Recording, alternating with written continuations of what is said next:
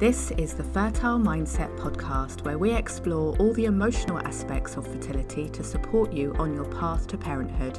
My name is Sarah Holland. I'm the Fertile Mindset coach and a mother to 2 children after my own fertility challenges. I hope you find all the support and inspiration you need within this podcast to carry you forward on your fertility journey towards your own successful outcome. It's also my wish that through listening to these episodes, you rediscover how to enjoy life now and live it to the full while you wait for your baby.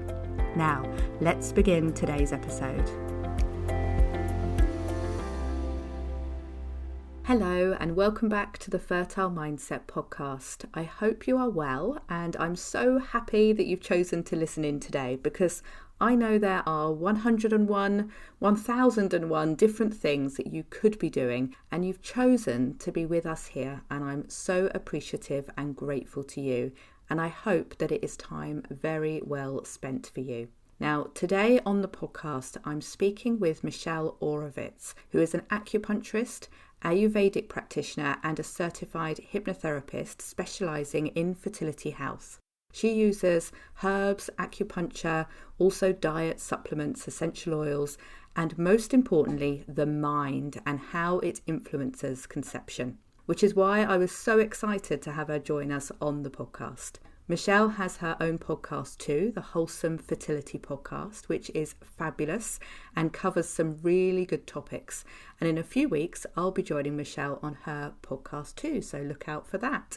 We had a wonderful chat here all about how she got into supporting fertility and her own fascinating first experience of acupuncture that really got her interested in this holistic way of looking at health, and also how she balanced her fertility before she even knew she'd have a problem trying to get pregnant, which is what made her so passionate about helping others. We talked about intuition, the state of flow on a fertility journey, and she shared some brilliant and very easy tips on how to be free of overwhelm too. I hope you enjoy listening to Michelle as much as I enjoyed talking with her. Here is our conversation. Hello, Michelle. Welcome to the Fertile Mindset podcast. It's lovely to have you here. How are you? I'm good, Sarah. Thank you so much for having me on. Well, I'm really pleased that we got in touch, because since I've got to know you, I've been listening to your podcast, and I've got to tell you, I really, really love the way that you work with fertility and your approach to it. And I would say, like, your philosophy around Oh, fertility, thank you. it's beautiful. I'm very aligned with what we talk about here, at Fertile Yes. Mindset. And it's so important that we talk about those other sides of fertility, because I know you come from, you could say, like the kind of more physical health of fertility with acupuncture. And I want to hear more about what you do in a moment. But yeah, it's so important, isn't it, to bring in the experience, the emotional, the mindset side as well, and have a real understanding of that. Absolutely.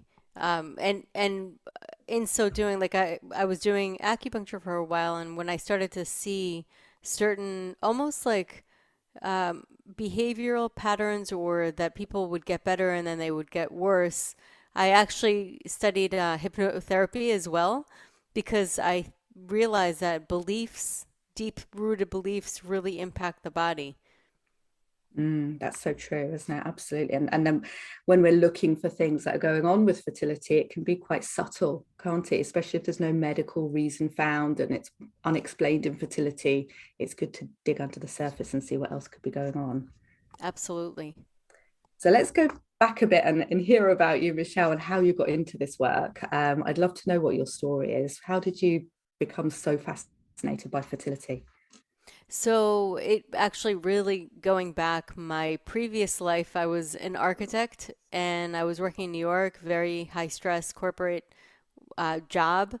And at the time, for many years, really from the time that I got my period up until about 25 years old, I had very irregular periods.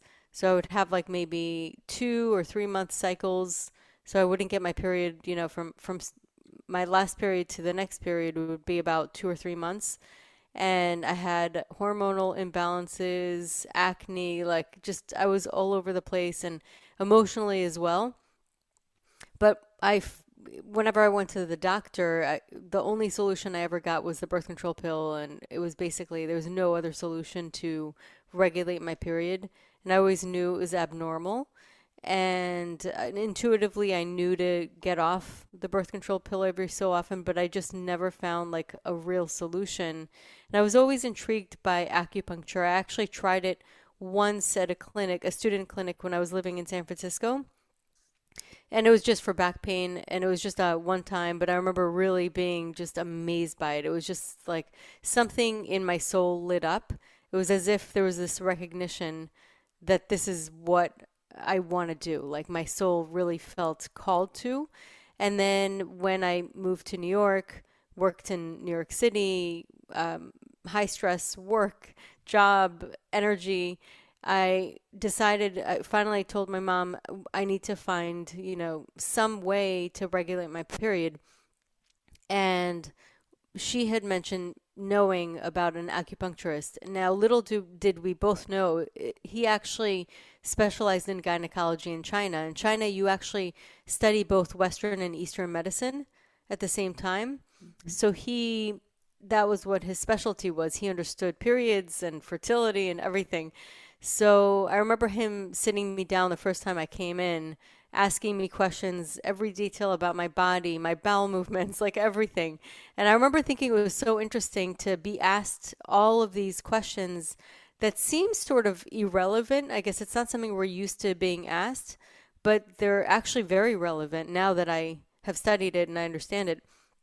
And so I thought it was very interesting. And then he also explained to me, for a woman, the menstrual cycle is very, very important. It's really important for a woman's health. And it's something that I knew I should regulate, but I just never really grasped how important it was. And I literally got acupuncture, came back with a bag of herbs, and then came home. I got my period that same day. That was like pretty crazy. It was like as if he had blocked something. And then I started, ever since then, I was regulated. I mean, there were maybe times where I was maybe a week off if I was stressed, but it was incredible. He completely regulated my cycle between the herbs and the acupuncture. And it was the first time really since the age of 13, so from 13 to 25, that I've ever had a regular cycle. So that experience blew me away. Wow, And I can and imagine. then It's those kind of yep, things that really wake us up, isn't it? It's like massive evidence and proof for you. I can imagine how it lit exactly. you up. Yeah. Totally. And especially after trying for so many years to figure out what's wrong and not really getting an answers and knowing that you're not truly getting an answer. You're being told like there's nothing you can do about it, but you know intuitively that's not true. Like there's got to be something that we can do to make this better. And eventually finding that, but what was really interesting is that not only was I regulating my period, but I started to feel different in my mind. My mind started feeling different. There was a different kind of flow in my mind and my life. So although I made it work with my job, I started feeling better in general. I knew it wasn't really something that I was aligned to do. And I was missing that satisfaction, that something.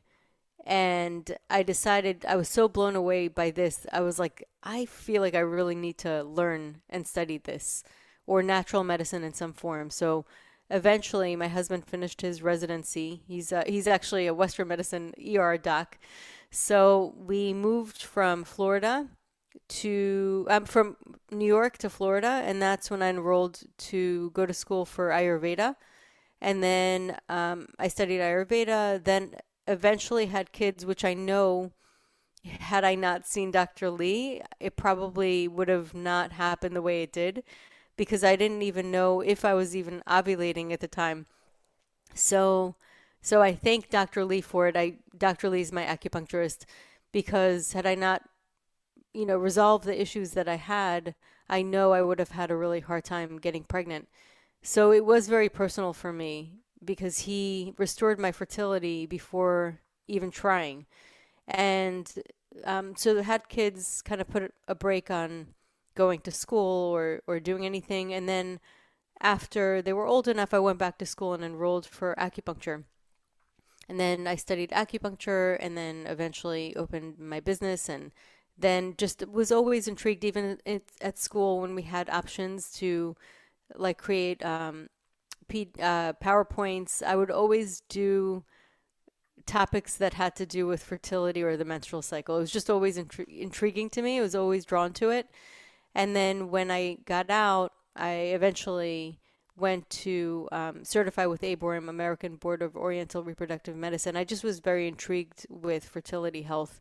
And that's pretty much it. And then I eventually also studied hypnotherapy, creating audios for helping women. It's all to do with fertility. So whether it's optimal ovulation, getting better sleep, libido, egg health, all of that, and was just really intrigued. So I work with women in person and online now, and I also add my hypnotherapy to some of the conditions. Beautiful.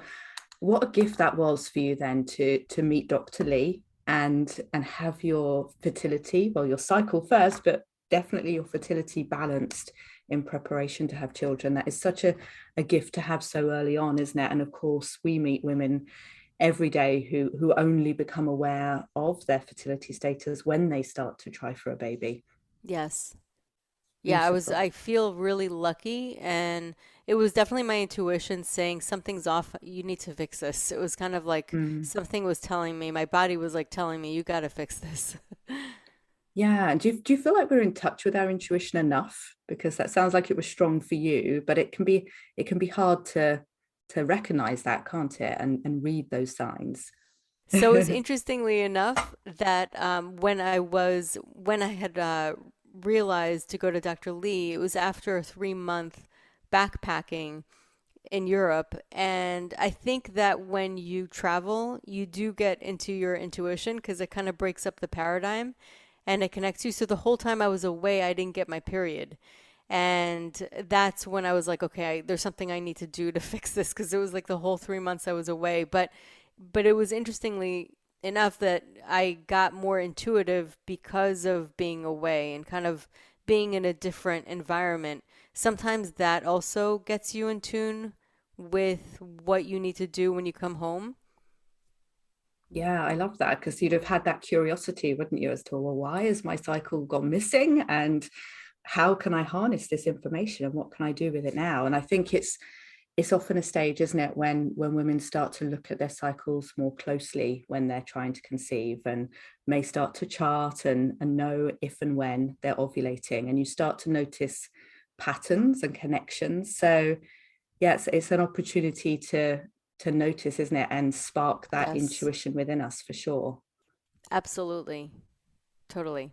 And you mentioned about flow, and I know that's something that you're really passionate about. And you said you noticed how this kind of, once you got in flow with your cycle, the flow began with your mind as well and your emotions and how you were feeling about work and your career that was very stressful. Tell us a bit about that philosophy that you have then, that way that you work with flow physically and emotionally. Yeah, so when I went to Dr. Lee, one of the things he talked about was chi stagnation. And even though I never studied acupuncture, I kind of understood what he meant. He was like basically chi, your energy or vitality force um, is stagnated. And I knew what he meant. I just knew because I felt it, like intuitively. I could feel it in my body. You don't even need to really be intuitive. Like all intuitive is really checking in with your body. Have you heard of the term interoception? No, I haven't. Yeah, so it's basically your body's cues. So, like if you're Mhm. hungry, you can feel hungry. It's like your body speaking to you to let you know what it needs. And that basically is really what intuition comes down to. It's just your body guiding you to what's right and what's not. And it can get as subtle as emotional intuition, where you're in the wrong relationship, or it can be as like obvious as hunger or sleep. Mhm. You see what I'm saying? So it really is this range. It's basically your body communicating with you. And so when I started to get more in tune, so I felt when he said that cue of like chi stagnation, it really rang so true to me. I'm like, yes, I do. I feel stagnated. I feel stagnated in my body. I feel like the energy is not just flowing freely. And I understood what he said. And at the time, I was also starting to get interested in meditation. And what meditation did for me was it got me more in tune with what my body was feeling, how my breath felt when I was going in and out. And so that kind of energy flowing, the more it flowed, the more my life started to feel like it was flowing because I was more clear in my mind and I was able to read the cues that my body was telling me and get more in line. So it is like it's an amazing thing because we sometimes want to separate our minds from our body. We think they're like two separate things. We even study them differently. You know, there's like we study the mind and then we study the body and the physiology. In Chinese medicine, what's interesting and what I love is that they consider the spirit. They consider the spirit, the emotions of the person, and how those emotions even relate to each and every organ and meridian. And so everything is part of a whole. It's not parts, it's the whole. And when you start to realize that when you're implementing anything in your body or even eating differently, your mind will start to respond to that. And how, and even your relationships and even your life, and it just keeps going on and on. So it's not like we're just a piece of something. Like we're really part of the whole, and it impacts everything, every part of our life when we start to get into a healing process. And then sometimes we will, find certain challenges or triggers in our life. And what we want to automatically do is push away from them or resist them. But actually, those triggers are like our tiny little gurus. They're Mm. such an opportunity for growth and breakthroughs. And that if we do actually take them as a breakthrough and allow them, then that's where transformation happens. And at the time, that was my transformation. I was going through it physically, but I was also going through it emotionally and mentally because I was shifting even my work and what I was doing for a living, which I had to go up against a lot of resistance from my family. Everybody was saying, "What are you doing? Like this is crazy to leave such a great career." And so it was interesting how everything reflected everything. And then just facing that really helped me break through. And I felt like it was a breakthrough, not just physically, but emotionally, spiritually, in my whole life. Gosh, it is such a different way, isn't it, from Western medicine typically, to look at just the symptom and, what's Yeah. going on with this particular system of the body. It always amazes me when you walk around a hospital and you've just got the heart unit and you've got the kidney unit, and it's just looking at things in such isolation. I'm under a doctor right now for my feet. And I get Mm-hmm. headaches. And I was like, I have headaches that are kind of tension related and my feet are misaligned. Do you think there's some connection there? And Mm-hmm. he said, look, I'm a foot surgeon. I'm not going to talk to you about headaches. All I Right. do is feet. Totally. But you have, like you said, that kind of intuition, that Mm-hmm. knowledge, that nudge towards something. It's worth listening to, isn't it? It's so worth listening to. And I'd love to hear how you support now people on a fertility journey to get in touch with that, or do you find that they're already kind of following their intuition when they come to see you and they're open, or does the process help them get into that Yeah, flow? I actually always find that people do have intuition, like, and they do follow it sometimes, and sometimes they'll question it, but they always have those cues and they'll talk about them because I think that that's part of their intuition is that they're feeling something, but they don't know quite how to put their finger on it, which is just interesting. Going back to what you just said about the feet, there's a perfect example of intuition, something that kind of makes you go, hmm. You know why? Because actually in Chinese medicine, we do body mapping, and there's different types of acupuncture techniques, and one of them is body mapping, where you're going after certain parts of the body that are far away, but they reflect other parts of the body. So, for example, the ear can reflect the whole body, But if you look at the limbs, you can actually look at the limbs and reflect where the head is, where the neck is, and the hand and the feet can actually reflect the head, and the wrist can reflect the neck. If you see what I'm saying? Yeah, So you I actually, you were began my right on. training with I began my training with reflexology, where everything is mapped on the feet or mapped on the hands or ears or face, and it is fascinating to see that and really see the connections that take place. And it just shows there is so much more going on within our bodies, energetically, and connecting these parts that might not make sense medically, to a medical doctor, but there are those connections at play. Yeah, Fascinating.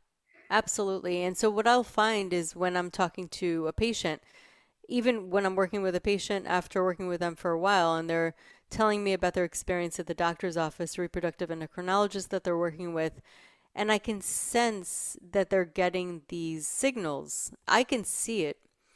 And sometimes I will, I guess, reflect to them or uh, witness to tell them that I'm witnessing that, like they're, sort of like give them the green light to listen to themselves. Sometimes you need that. Sometimes you need somebody else to kind of give you that. It's okay. You could listen to yourself. Your body's talking to you. Because a lot of times I will feel the hesitation that they feel with a certain practitioner, and they feel it, but they're just afraid to act on it.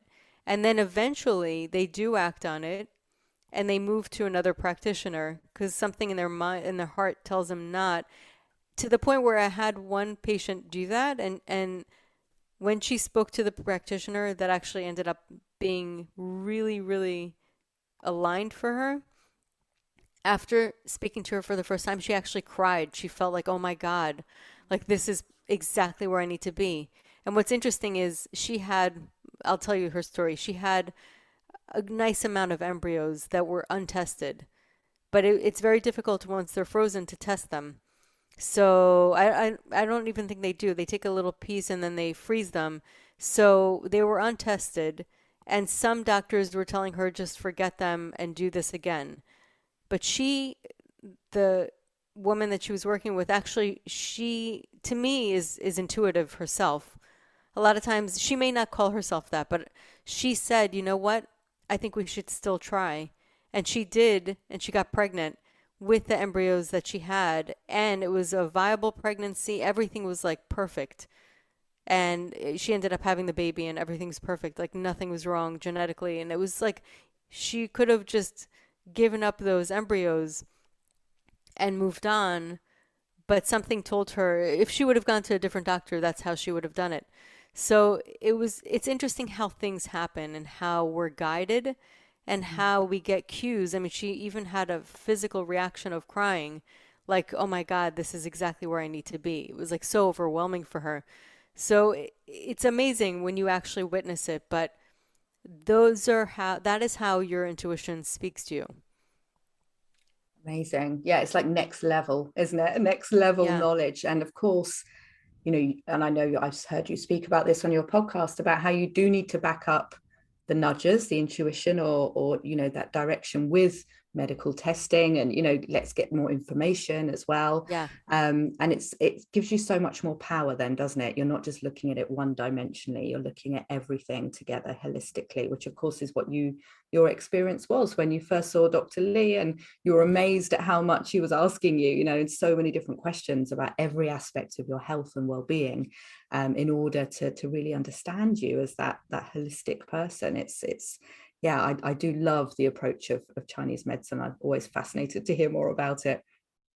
Yes, and I appreciate you bringing that up because yes, it really takes a village, and it is important to get tests and to find the right doctors and to find the right team, because every aspect of every medicine can really benefit anybody who's going through this, because it's like detective work. So there are so many things that you can benefit, but I would say in general, it's like the key phrase is don't put all your eggs in one basket. So if you believe 100% one practitioner or another practitioner, it's probably more beneficial if you just take from everybody Mm, to yeah. complete your process. Yeah, definitely. I was listening to your most recent episode as well, which is on one of my favorite topics, which I think is so important to address, which is overwhelm that comes up on a Yes. fertility journey. And it's, gosh, I mean, I think everybody experiences overwhelm at Hmm. some point, if not feeling like they're continually in a state of overwhelm. And when you're getting those test results, or you're doing research, or you're Googling or whatever else, and got opinions from friends and family, there's Yeah. can be information overload, can't it? Yeah. Um, Absolutely. so yeah, being a detective is one thing, and looking for the signs and getting the support, but it's a fine balance, isn't it, between doing your research and then having too much and maybe unreliable information as well, and confusing and conflicting information, and then you're in a state of overwhelm and you don't know what to do next. You don't know which practitioner to go to, which fertility treatment to have, whether it's Yes. time to change course or not. It's a tricky place to get to, isn't it? Overwhelm. How do you approach that with your patients that you see, Michelle? Yes. So you're right on. It could be very overwhelming, and there's just so many different opinions. So this is where one of the reasons why overwhelm could be so overwhelming is because there's too many things going on at the same time. And what that happens is when you're so distracted with the outside information, you're actually moving away from your inside voice, if that makes sense. Yeah. So it's important I speak to everybody about this, everybody I work with, about starting some kind of practice. And I know not everybody's into meditation, or they don't feel comfortable sitting for a long time. Although I do encourage trying, because even if people feel uncomfortable with it, a lot of times if you still stay with it, you will get through that discomfort. That's part of meditation. That's how it works. So I encourage people to try it, at least really give it a full chance, and not just one time, I'm uncomfortable, it's not for me kind of thing. Give it a chance. But if not, even getting quiet by taking walks or doing something that gives you, it clears your mind. Some people feel that way with sports or exercise or walks or swimming or just going out in nature or just getting quiet or dancing, or everybody has that something that clears their mind. And Mm-hmm. whatever that is for you, you need it. It's your medicine. It's your medicine throughout the journey. You need to hold on to whatever helps you and feed you, because that is what's going to help your clarity. That's how it's going to help not get into the overwhelm, because we need our medicine, we need our support, and that is our everybody has their whatever, their thing, whether it's like listening to certain music. And one of the best ways too is when you do feel overwhelmed mentally, don't try to fix it from that same state. Move around, do something physical, like change your physicality. That's what Tony Robbins talks about. Like, you want to change your mind, change your physical state, Mm. or if you want to change your state, change your physiology, I think he says. And it's true, because then we're doing something else and we're kind of breaking apart that overwhelm and helping ourselves throughout the process. So that's what it is. I mean, you need to do anything that gets you back in tune with yourself, so that you can have your intuition and your inner knowing front and center throughout everything that you do. And when you do go to different doctors or get different opinions, get in touch with how your body feels. Like, think to yourself, how does this feel to me right now? Am I feeling resistant? Do I feel uncomfortable? And ask yourself why. Maybe it's because it's not exactly what you should be doing, or it's like not aligned with what is in your best interest, if that makes sense. And something that might be great for your friend may not be great for you. So get into your body and ask your body, like, what is my body telling me right now? I think that Yeah. that is just a great way. It's kind of like a signpost to know if you're in the right track, on the right track. Mm. Rather than kind of just blindly accepting any and every offer of advice, it's Yeah. definitely going back to yourself. I just say, Michelle, how you explained that solution to overwhelm, I just found that so powerful, about finding your own medicine. because I work with EFT and you work with hypnotherapy, and there are many different ways to use these techniques to really bring about a mindset Yes. shift. Absolutely. Yeah. However, there are many everyday things that we can do as well. And if it is something like you say, going for a walk or listening to certain music, meditating if it suits you, just things that you can do for a few minutes every day. I thought of my mother, actually, and my mum tells me that whenever she is stressed, she chops lots of vegetables up and cooks lots of soup and stuff. And that's her meditation. She's just so Yeah. absorbed into it. And then that makes it really easy, doesn't it, to take your medicine. It's not a difficult medicine to take. It's not a bad tasting one. It's actually something that you really enjoy, and you're giving that gift to yourself to bring about some peace and some stillness in your mind. And then, of course, it's linked in to, finding that space so you can trust your intuition, you can get into that flow, make good decisions, and so on. So thank you for sharing that, Michelle. So simple, but so powerful. Yeah, for sure. And I would like to kind of use the analogy of like just wanting to get really far on the road if you're driving, to the point where you just want to keep going, but you don't want to stop for gas because you feel like stopping for gas is going to get in the way, or it's going to stop you from getting there further, but you're not going to get it there further unless you stop for gas. And so stopping for gas is kind of stopping for joy in the process. And I think that we think that we can't afford to give ourselves joy when we're going through something like the Yeah. fertility journey. And I think it's kind of it's a mindset, but we can and we deserve to have something that fills our soul through the process. And it can also help. Yeah, two-pronged, isn't it? Yeah. Immediate results that we see in our mindset and ourselves, and we do absolutely deserve that. Everybody on a fertility journey deserves those moments, and hopefully a lot more than moments, that everyday acceptance and feeling of joy, for sure. But Yeah. then, of course, we know the difference it can make to then the next steps of your fertility journey, and how receptive you feel and how open you feel and confident with your choices, and all of that is speaking to your body and sending that good message down that this is safe, this is the great time to get pregnant. So thank you, Michelle. That was really beautiful to step into and think about. And I know we could carry on talking for a very long time on this topic. But as I just mentioned, I've been catching up with your podcast, which I really, really love. Just mention a couple of your recent episodes there, but there's a lot there, isn't there? It's the Wholesome Fertility podcast. Can that be found on all podcast platforms all over the place? Yes. Yeah. Wonderful. Great. We'll put links to it in the text here in the show notes for sure. Oh, thank you. And where else can we find you online? On social media, website? Yep, social media, website. So my website is michelleoravitz.com, and you can find, I have a fertility ebook. Well, I may change it, but right now it's the top 10 fertility boosting habits that anybody can start with. So it's kind of like a quick, 10 tips that I have. And then my social media, I'm mostly on Instagram, and you can find all the social media, also all the links on my website, which is michelleoravitz.com. And I have on Instagram a lot, which is at the Wholesome Lotus Fertility. And so thank you so much, Sarah, for having me on. You are so welcome. I really, really enjoyed hearing about your really unique and very special way to working with fertility. It's amazing. Thank you, Michelle, for joining me. Bye-bye. Bye.